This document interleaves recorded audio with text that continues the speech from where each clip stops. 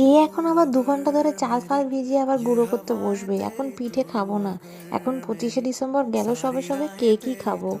চলো কেকটা বানিয়ে নিই ঝটপট করে। 2 কাপ ময়দা, 1 কাপ চিনি, আর দিয়ে দিলাম এখানে 1 প্যাকেট গুঁড়ো দুধ। শুকনো উপকরণগুলোকে ভালো করে এইভাবে মিশিয়ে নিলাম, আর আরেকটা পাত্রে দিয়ে দিলাম 2খানা ডিম। ডিমগুলোকে ভালো করে ফেটিয়ে নিতে হবে। দিয়ে দিচ্ছি এখানে 1/2 কাপ মতো সাদা তেল, আর দিয়ে দিলাম এখানে ভ্যানিলা এসেন্স দিয়ে ভালো করে এরমভাবে ফেটিয়ে নিতে হবে। আপনাদের কাছে মেশিন থাকলে তো আরোই ভালো।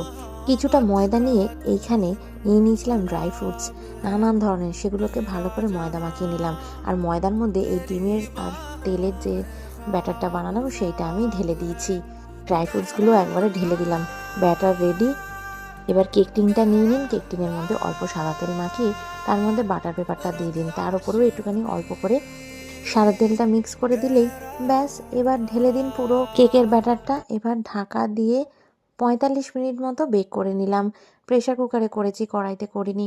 ঠান্ডা হলে এবার সাইড দিয়ে কেটে নাইফ দিয়ে বার করে নিন।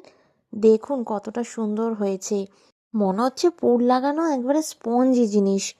এত টেস্টি হয়েছে যে মুখে লেগে আছে এখনো স্বাদটা। একদম ঝটপট বানাও আর খাও।